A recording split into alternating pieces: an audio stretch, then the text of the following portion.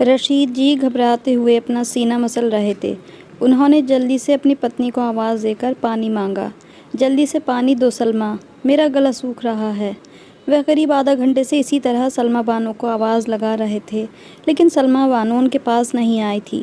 جب رشید صاحب نے گھڑی میں ٹائم دیکھا تو دوپہر کا 1 بج چکا تھا۔ وہ تو کل رات سے تیز بخار میں تپ رہے تھے۔ انہوں نے تو کل دوپہر کو صرف سوکھی روٹی کھائی تھی۔ پانی کا 1 گلاس ان کے پاس ہی پڑا تھا، جسے گھوٹ گھوٹ پی کر وہ اپنا گلا تر کرتے رہے تھے۔ اس کے بعد تو شاید ہی کوئی ان کے کمرے میں آیا ہو۔ کچھ نہ کھانے کی وجہ سے انہیں بہت زیادہ کمزوری محسوس ہو رہی تھی۔ جسم میں جیسے طاقت بچی ہی نہیں تھی کہ اٹھ کر خود ہی پانی پی لیتے۔ دوسرے کمرے میں کولر آن کر کے سو رہی سلمیٰ بانو بار بار رشید صاحب کے کراہنے کی آواز سنی تو آخرکار اٹھ بیٹھی۔ منہ ہی منہ میں بڑبڑا کر کہنے لگی، ایک تو پتہ نہیں اس مصیبت سے کب جان چھوٹے گی۔ سکون سے 2 گھڑی لیٹ جاؤ تو اس پر بھی ہر وقت آواز دیتے رہتے ہیں۔ پتہ نہیں کیا چاہتے ہیں، نیندیں حرام کر رکھی ہیں ہماری۔ سلمیٰ رشید صاحب کے کمرے میں آئی۔ یہاں کا پنکھا بھی خراب تھا اور گرمی سے کمرے میں جیسے تندور جل رہا تھا۔ جیسے ہی اس کمرے میں سلمیٰ اندر آئی، اگلے پل دل پر ہاتھ رکھ لیا، کہنے لگی، اوف او مر گئی، کتنی گرمی ہے یہاں۔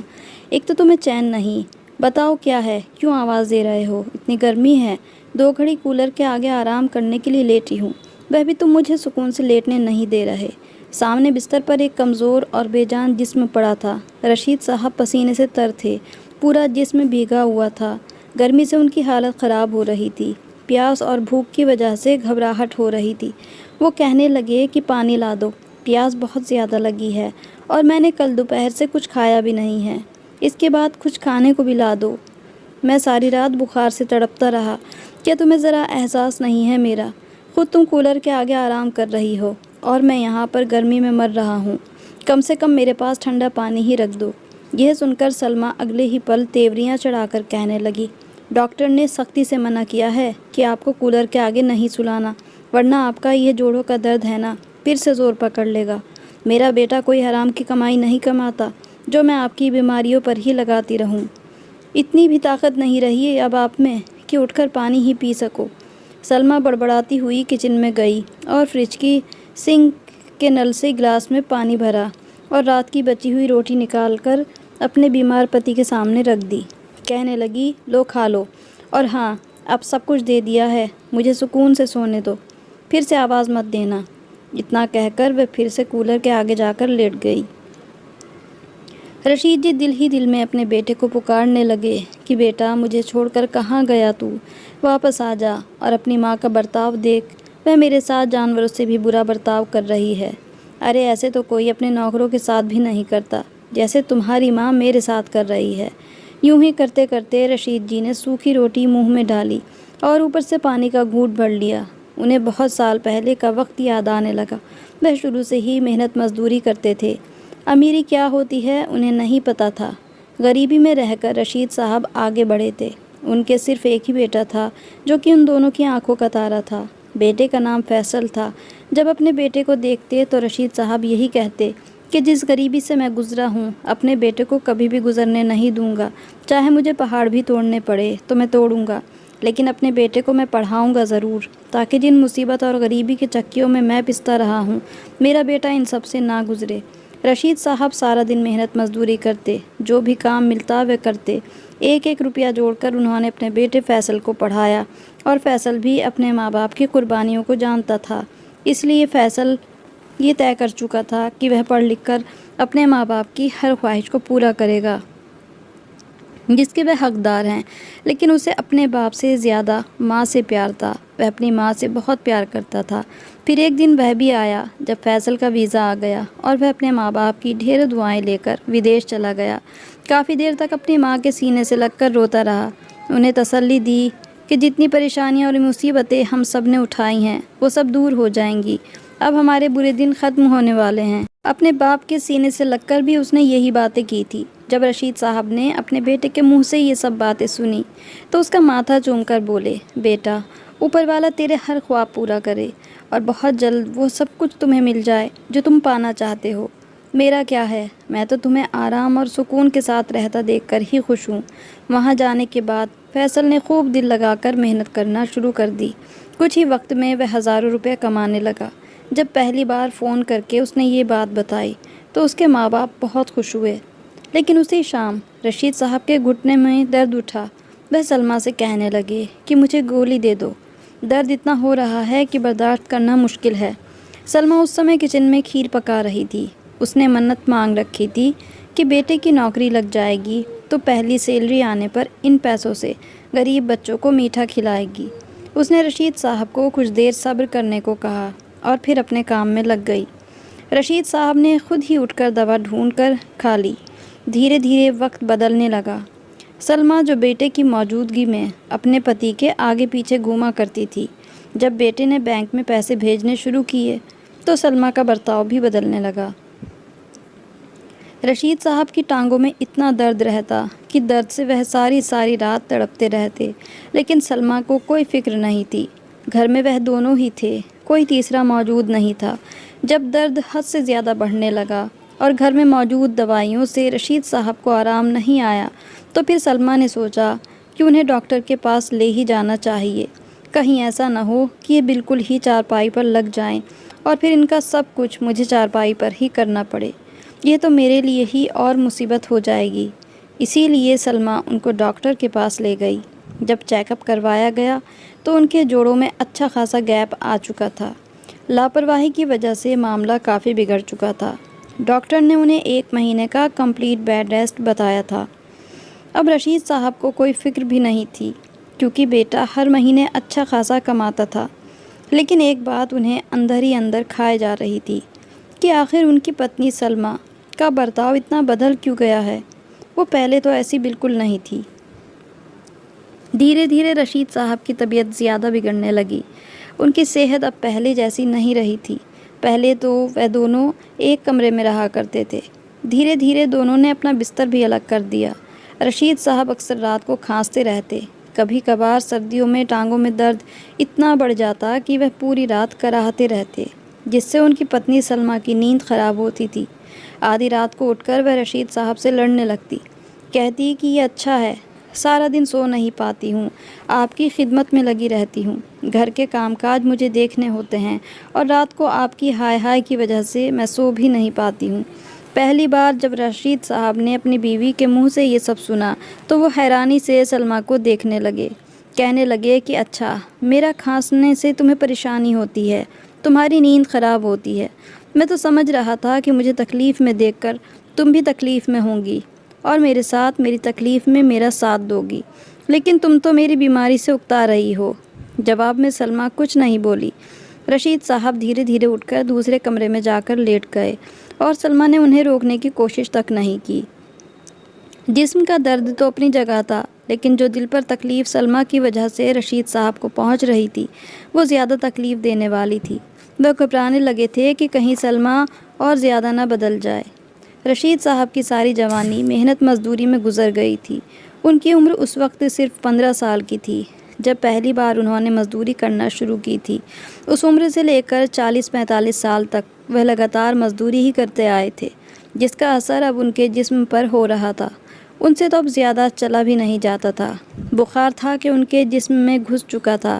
اپنی بیوی کو بدلتا ہوا دیکھ کر وہ دعائیں کرتے کہ اس سے تو اوپر والا مجھے بیٹا کے ساتھ بیٹی بھی دیتا، بیوی نہ صحیح تو میری بیٹی ہی ہوتی جو میرا خیال رکھ لیتی، میں تو بس اس دنیا میں اکیلا رہ چکا ہوں۔ فیصل شروع میں جب بھی کال کرتا تو اپنے باپ سے بات کیا کرتا تھا۔ کئی بار تو رشید کی آنکھوں میں آنسو بھی آ جایا کرتے، لیکن پھر بھی اپنے آپ پر قابو پا جاتے۔ اس نے اپنے بیٹے کو اس کی ماں کے برتاؤ کے بارے میں نہیں بتایا تھا۔ ابھی تک لاکھوں روپے اکاؤنٹ میں آ چکے تھے، لیکن ان لاکھوں روپے میں سے 10 روپے بھی سلمیٰ نے لا کر رشید صاحب کے ہاتھ پر نہیں رکھے تھے۔ اس دن بیٹے کی ویڈیو کال آئی تو اپنے باپ سے بات کرتے ہوئے کہنے لگا کہ بابا، میں تو آپ کی جیب پیسوں سے بھری ہوئی دیکھنا چاہتا ہوں، دکھائیے کتنے پیسے رکھے ہیں آپ نے اپنی جیب میں۔ میری تو یہ خواہش تھی کہ آپ بس عیش کریں۔ اتنا سننا تھا کہ رشید صاحب کے پورے جسم میں ایک سنسنی سی دوڑ گئی۔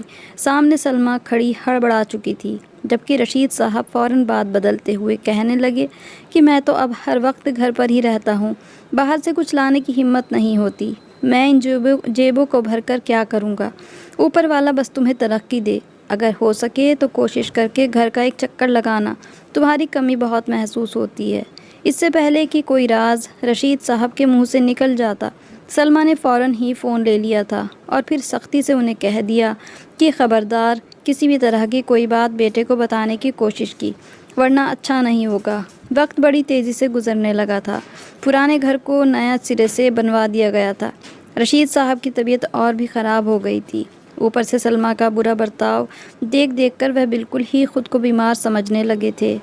ایک وقت وہ بھی آیا جب سلمہ نے اپنے پتی سے کہہ دیا کہ بنا وجہ ہی تم نے اس کمرے میں ڈیرا جما کر رکھا ہے۔ یہ کمرہ بڑا ہے، ہوادار ہے، اسے میں اپنے بیٹے کے لیے ٹھیک کراؤں گی، سجاؤں گی۔ تم ایسا کرو کہ اب تم اسٹور روم میں رہنا شروع کر دو۔ ویسے بھی ساری رات تمہیں ہائے ہائے ہی کرنا ہوتا ہے، سوتے تو تم ہو نہیں، الو کی طرح جاگتے رہتے ہو، اس لیے وہیں اسٹور روم میں ہی جا کر بیٹھے رہنا۔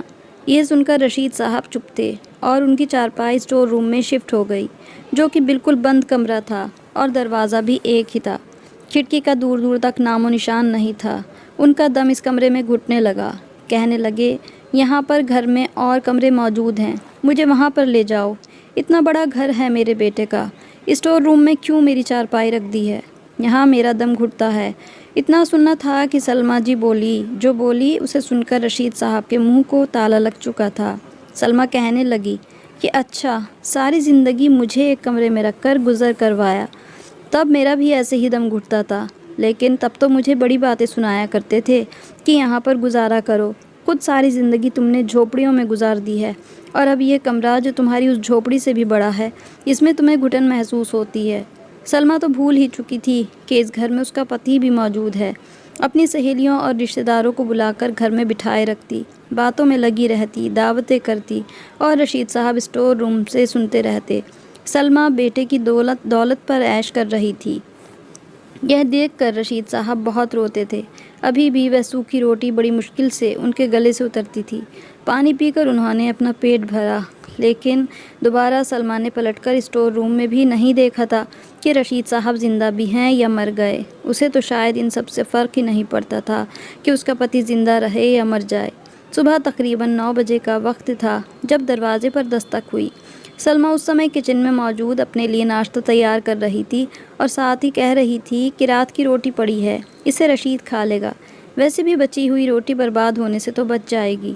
یہی سوچتے ہوئے وہ چائے بنانے لگی کہ جب دروازے پر دستک سن کر وہ باہر آئی۔ جیسے ہی سوال کیا کہ کون ہے، تو فیصل کی آواز سن کر اس کے چہرے پر خوشی کی لہر دوڑ گئی۔ جیسے ہی دروازہ کھولا تو سامنے بیٹا کھڑا تھا۔ اتنے سالوں بعد اپنے بیٹے کو اپنے سامنے یوں اچانک دیکھ کر وہ اپنے جذبات پر قابو نہ رکھ سکی اور اپنے بیٹے کے سینے سے لگ کر پھوٹ پھوٹ کر رونے لگی۔ کتنی ہی دیر میں بیٹے کے سینے سے لگ کر کہتی رہی، تم واپس آ گئے بیٹا، مجھے یقین نہیں ہو رہا کہ میرا فیصل میرے پاس واپس آ چکا ہے۔ جبکہ فیصل اپنی ماں سے ملنے کے بعد اپنے باپ کو ڈھونڈنے لگا تھا۔ اس کے پتا اسے کہیں دکھائی نہیں دیے تھے۔ سلمہ اسے گھر کے اندر لے گئی، لیکن کہیں بھی اسے اپنے بابا نظر نہیں آئے تھے۔ اس نے سارا سامان ایک طرف رکھ اور اپنی ماں سے پوچھا کہ ماں، بابا کہاں ہیں؟ کیا وہ سو رہے ہیں؟ دکھائی نہیں دے رہے یا کہیں باہر گئے ہیں؟ اتنا سننا تھا کہ سلمہ کے چہرے سے مسکراہٹ ہٹی۔ کہنے لگی کہ وہ تو اسٹور روم میں ہیں۔ یہ سن کر فیصل کہنے لگا کہ اچھا، اسٹور روم میں ابھی جا کر انہیں سرپرائز دیتا ہوں۔ وہ سمجھ رہا تھا کہ کسی کام کی وجہ سے اس کے بابا اسٹور روم میں گئے ہیں۔ جب اسٹور روم میں جا کر دیکھا تو اس کے منہ سے چیخ نکل گئی۔ سلمہ نے تو دوبارہ جا کر اسٹور میں دیکھا بھی نہیں تھا کہ اس کا پتی زندہ بھی ہے یا نہیں۔ سلمہ گھبراتے ہوئے اسٹور روم میں گئی تو سامنے بستر گیلا تھا، بدبو پھیلی ہوئی تھی اور رشید صاحب بستر پر ہی لیٹے آنکھیں بند کیے ہوئے تھے۔ فیصل اپنے پتا کو ہلانے لگا، جگانے لگا، لیکن وہ تو بالکل بے ہوش ہو چکے تھے۔ فیصل گھبرا کر کہنے لگا، بابا کی چرپائی یہاں کس نے ڈالی ہے؟ یہ یہاں کیوں سو رہے ہیں؟ کیا ہوا ہے انہیں؟ ان کے کپڑے خراب ہیں۔ وہ کئی دن سے بستر پر سے اٹھے تک نہیں پائے تھے، پھر بھی وہ انہیں اپنے ہاتھوں میں اٹھا کر ٹیکسی میں لے آیا تھا۔ اس نے اسپتال لے جا کر فوراً علاج شروع کر دیا تھا۔ ڈاکٹر کہنے لگے کہ اگر تھوڑی دیر اور ہوتی تو ان کا بچنا مشکل تھا۔ اپنے باپ کی یہ حالت دیکھ کر اس کے دماغ میں کئی سوال آ چکے تھے۔ فی الحال تو اپنے باپ کی وجہ سے وہ بہت پریشان تھا۔ سلمہ اب ہڑبڑاہٹ میں تھی۔ فیصل کو دکھانے کے لیے رشید کے آگے پیچھے ہونے لگی۔ کچھ دیر بعد رشید صاحب کو ہوش آ چکا تھا اور بیٹے کو اپنے سامنے دیکھ کر اس کو گلے لگا کر بچوں کی طرح رونے لگے اور بتانے لگے کہ کیسے تمہاری ماں نے ڈائن بن کر میرا کھانا پینا بند کر دیا ہے۔ ارے یہ تو کھانا بھی اپنی مرضی سے دیتی ہے، میری تو اس کی نظر میں کوئی اوقات ہی نہیں رہی۔ یہ سن کر فیصل غصہ ہو چکا تھا۔ فی الحال تو اسپتال میں وہ کچھ نہ بولا۔ جیسے ہی رشید صاحب کی طبیعت کچھ ٹھیک ہوئی تو انہیں گھر لا کر بیڈ پر لٹایا اور پھر سلمہ کو بھی وہیں پر بلایا۔ اپنی ماں سے سوال کرنے لگا کہ آپ نے بابا کے ساتھ یہ سب کچھ کیوں کیا؟ ایسا تو کوئی غیروں کے ساتھ بھی نہیں کرتا۔ آپ دونوں تو میرے ماں باپ ہیں، پھر میرے جانے کے بعد ایسا کیا ہو گیا جو آپ نے اپنا برتاؤ بابا سے اتنا بدل دیا، یہ جانتے ہوئے بھی کہ آپ کے شوہر ہیں؟ سلمہ ایک طرف کھڑی پہلے تو غصے سے رشید صاحب کو دیکھتی رہی، لیکن پھر اس کی آنکھوں میں آنسو آ گئے اور رونے لگی۔ رو رو کر کہنے لگی کہ میں بدلہ لے رہی تھی۔ جو کچھ انہوں نے میرے ساتھ کیا تھا اس کا تو آدھا بھی میں نے ابھی تک ان کے ساتھ نہیں کیا، اور ان کی یہ حالت ہو گئی۔ تمہارے سامنے رونے لگے ہیں اور میری شکایتیں لگا رہے ہیں، لیکن میں بھی تو تھی۔ میں نے تو سارے شکوے شکایتیں کسی سے بھی کر نہیں پائی، ساری رات روتے ہوئے گزر جاتی تھی۔ سلمہ کہنے لگی تم جانتے ہو بیٹا تمہارا باپ کتنا ظالم تھا۔ شروع میں جب شادی ہو کر سسرال آئی تھی تو تمہارا باپ صرف اور صرف اپنی ماں اور بہنوں کی باتیں سنتے تھے۔ انہیں اپنے ماں باپ اور بہنوں سے بڑھ کر کوئی تھا ہی نہیں، اور مجھے بھی یہ کہا تھا کہ کچھ بھی ہو جائے میری ماں اور بہنوں کے خلاف کوئی بات نہ کرنا۔ میں نے سر جھکا دیا۔ ابھی میرے ہاتھوں کی مہندی بھی نہیں اتری تھی کہ پورے گھر کی ذمہ داری میرے کندھوں پر آ گئی۔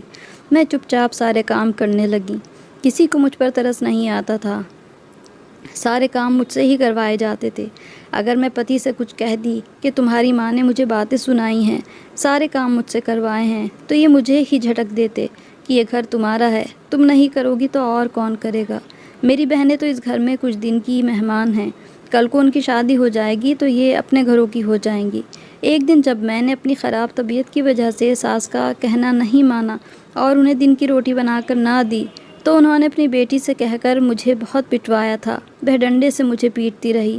پھر جب شام کو رشید صاحب گھر آئے تو میری حالت اتنی خراب تھی کہ مجھے تو لگ رہا تھا کہ میں اب زندہ نہیں بچوں گی، لیکن میرے بتانے سے پہلے ہی میری ساس اور نندے رشید صاحب کے کان بھر چکی تھی۔ بجائے میری حالت پر دھیان دینے کے وہ مجھے مارنے لگے۔ پھر کچھ سالوں کے بعد تمہاری پیدائش ہوئی، تب تک کچھ ان کو عقل آ چکی تھی۔ ان کی بہنیں بھی اپنے گھر کی ہو چکی تھی اور گھر کے حصے ہونے سے گھر چھوٹا ہو چکا تھا، اسی لیے اور جگہ لے کر وہاں پر تمہارے دادا نے گھر بنوایا، اور یوں رشید صاحب مجھے اس گھر سے لے کر اس گھر میں آ گئے تھے۔ جب ماں اور بہنوں کا سایہ سر سے ہٹا تو میرے پتی کا برتاؤ میرے ساتھ ٹھیک ہو گیا، لیکن جس طرح کی تکلیف اور درد میں نے سہا ہے اور بھوک پیاس سہی ہے وہ سب کچھ میرے دماغ میں آج بھی چھپا ہوا ہے۔ ابھی تو میں نے وہ سب کچھ کیا بھی نہیں تھا اور ان کی یہ حالت ہو گئی۔ مجھے تو بس بدلہ چاہیے تھا۔ جن تکلیفوں سے میں گزری ہوں انہی تکلیفوں سے میں ان کو بھی گزارنا چاہتی تھی۔ یہ سن کر فیصل ہکا بکا اپنے ماں باپ کا چہرہ دیکھنے لگا۔ وہ کہنے لگا کہ بابا آپ سے اپنے برتاؤ کی معافی بھی مانگ چکے ہیں، پھر آپ بیٹے کا سہارا محسوس کرتے ہی اپنے پتی کے ساتھ اس طرح کا برتاؤ کیسے رکھ سکتی ہیں؟ میں آپ سے اس بات پر ناراض ہوں، لیکن آپ اپنی ہستی بستی زندگی کیوں برباد کر رہی ہیں؟ فیصل نے اپنی ماں کو سمجھایا تھا، اور شاید اپنے پتی کی یہ حالت دیکھ کر تھوڑا بہت احساس تو سلمہ کو ہی ہو چکا تھا۔ دھیرے دھیرے اس نے اپنا برتاؤ رشید صاحب کے ساتھ ٹھیک کر لیا اور دونوں کی زندگی میں خوشیاں واپس لوٹ کر آ گئی تھیں۔